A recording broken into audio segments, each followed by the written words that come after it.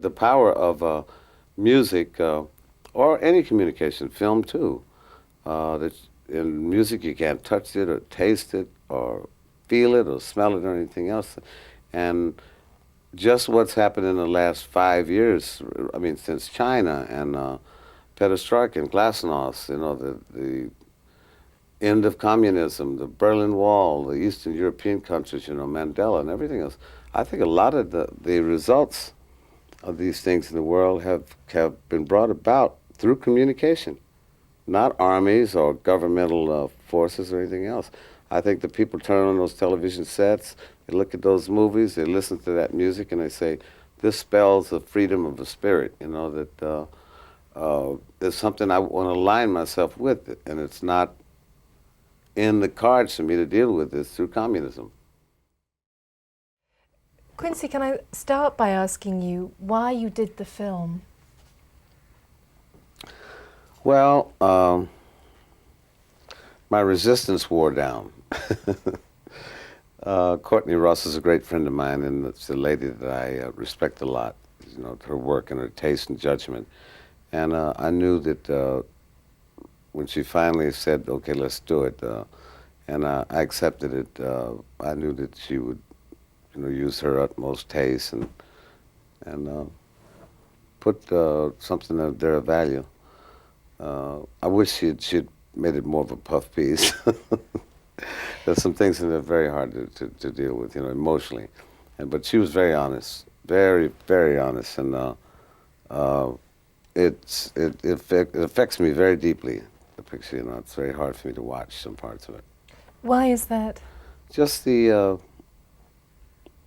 truthful part about a lot of things that I've kind of blocked out of my mind and really don't want to deal with, and kind of stick my head under the sand like an ostrich about the childhood, etc., and my children, other things. They're very tough things, It's when they film that long and you're in the middle of another project, you get diverted and you have a tendency to just totally forget about the cruise and everything else, and you let your guard down, and you become very vulnerable. And it's sometimes very painful to see yourself that vulnerable on the screen. It's a strange... Because you're groping, It's a strange mix, the film, isn't it? Because you expect it to be about the musician, but it's as much really about the man as the musician. Yes. Is that what you expected when you embarked on the project? I had no idea what to expect. That's the part that was... it's always dangerous when there's an unknown element, when you're not sure what's going to happen. And I could tell with the footage that she had a possibility to go off in any direction and really have it well covered, because little by little they were pulling the skin off of me, They were really, opening me up, And she said at one point, you expect your artist, when you go in the studio, to give it all up in a very truthful way. Well, it's your turn now. And it was a serious challenge, really, to expose your life like that.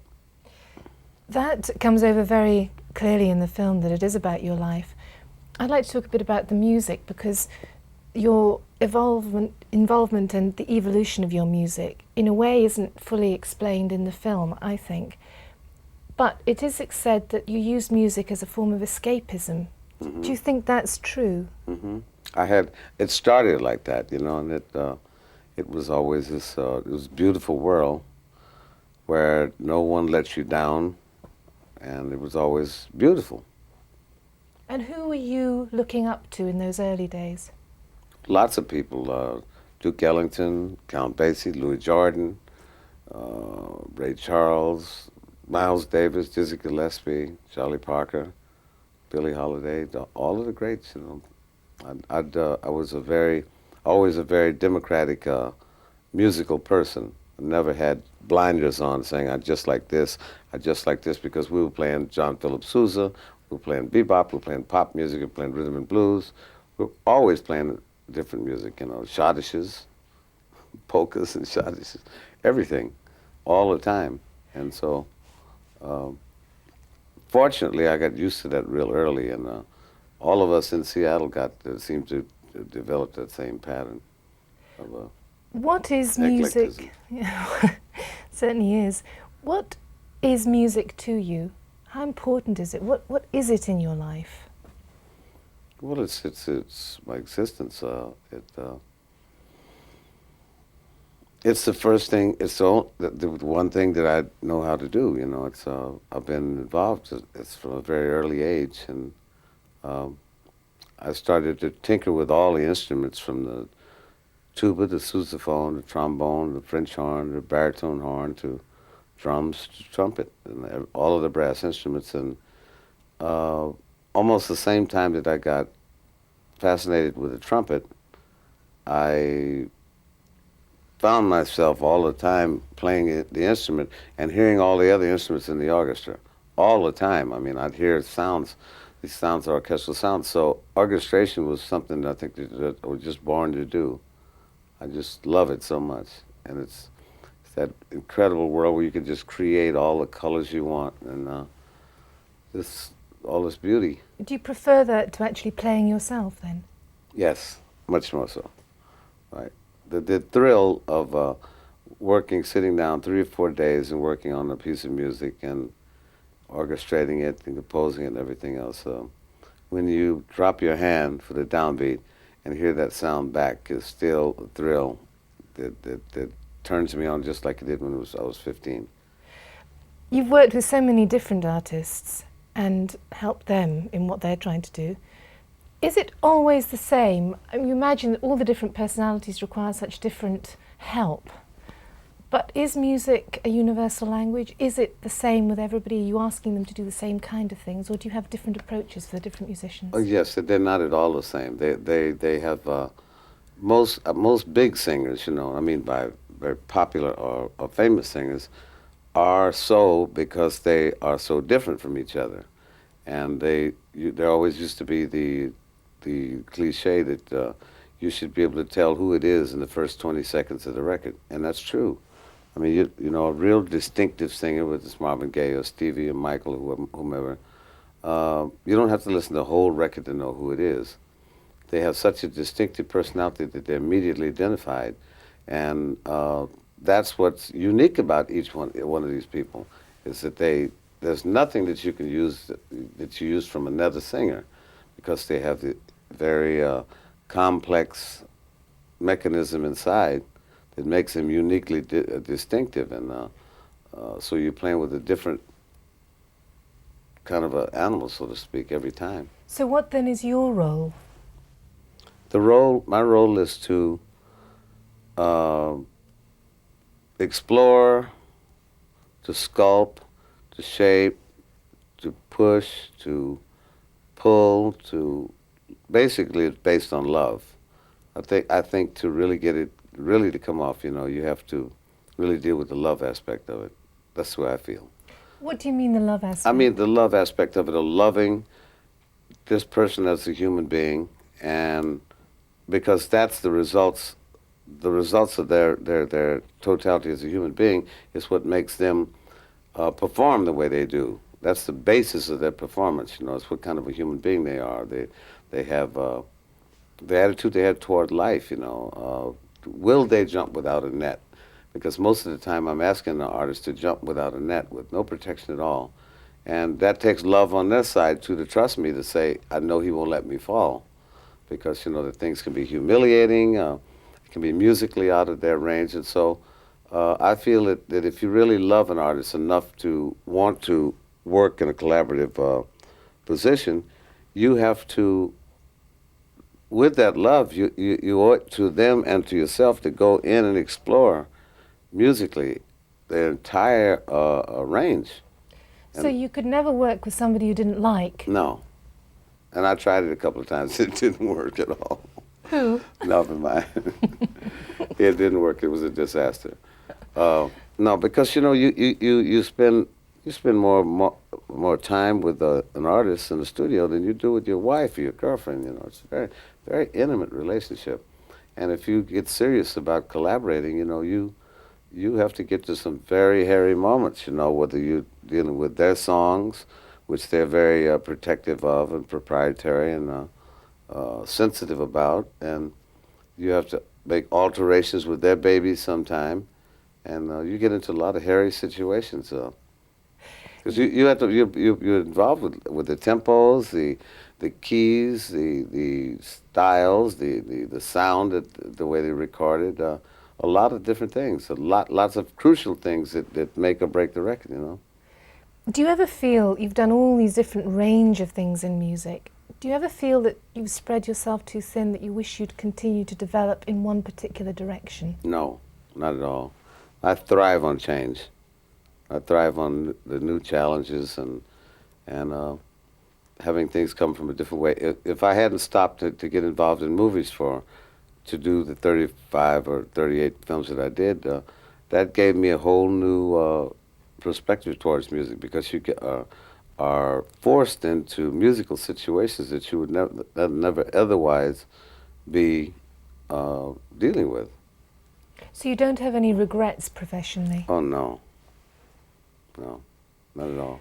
Politics seem to have been very important to you as well. Can we just talk about that a bit?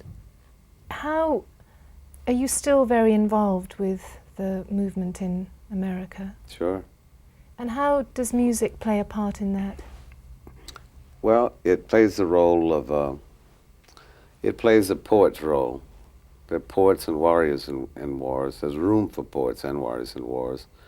And I think that if there's something that's happening in the world, you know, that you feel very strongly about it, I think an artist has the right to make a comment on it and take it, an action against it, you know, to support what his beliefs are about. I don't believe in just a passive saying, okay, I'm an artist, I'm not in that, I don't see that, you know, I don't see the war here, I don't see the inequities here, the oppression in South Africa, you know, I don't see it, I can't buy that. Do you still feel there's a lot to do? Oh, sure, a lot. And I think the artists, you know, in many cases, many artists are taking a position and saying, hey, Stevie Wonder, I mean, he puts his butt on the line, you know. He says, here's how I feel about it, and I admire him for that. Because it's the power of music, or any communication, film too, that in music you can't touch it or taste it or feel it or smell it or anything else. And just what's happened in the last 5 years, I mean, since China and perestroika and glasnost, you know, the end of communism, the Berlin Wall, the Eastern European countries, you know, Mandela and everything else. I think a lot of the results of these things in the world have been brought about through communication, not armies or governmental forces or anything else. I think the people turn on those television sets, they look at those movies, they listen to that music, and they say, this spells the freedom of the spirit, you know, that it's something I want to align myself with, and it's not in the cards for me to deal with this through communism. And I've always felt that way about it, that communism will have its place for a certain point, and then after a while, Misha, Baryshnikov, or Goodenough, whoever it is going to say, hey, what are they doing over there? I want to be there. I want the freedom to be wherever I want to be. And I visited Moscow and these different places, and I feel that they're right. What do you want to do next in your professional life? Well, I'm doing it already. I have a multimedia company now with Time Warner, and it's been a lifetime's dream because we are distributed and nurtured and financed by Time Warner with a total creative control, and that's as good as it gets. What about They really mean it too. They really mean it. We're into television. We have television series on the air. In fact, The Fresh Prince of Bel-Air is one of our shows over here. I don't know whether Jesse Jackson's over here. And we have a couple more that we're in the process now of making pilots on. We have maybe 6, 7, 8 films in development. We're into broadcast. We're into publishing. And what about directing? Didn't you want to direct? absolutely, absolutely. But I have to. I wouldn't want to get involved in the Peter Principle. And so when I direct, I want to direct in with the feeling that I really feel comfortable with what I'm doing. When will that be? I don't know, but I'm making plans now. Thank you. Thank you. We go. You need Quincy to put his glasses on. Please. Sorry. I'm sorry. It's all right. We must match. We must match, that's right. You didn't have a coat on. I know, but they weren't filming me before, you see, it's only you. Okay. Okay. Okay, right. All right. Dressing up. And in this, I just have to talk as if we're in conversation and you're not allowed to say anything. I thought the film, I must say, watching the film was very interesting because when you don't see that kind of film over here in a cinema. It might be something that would be done for television. You know, one of our big arts programs might do that kind of film, sort of looking at the man rather than the music. I was expecting all sorts of pop. They'd sort of managed to get you to sort of agree to do that kind of film, and it must have been very difficult. Yes, it for was. you. Carry on.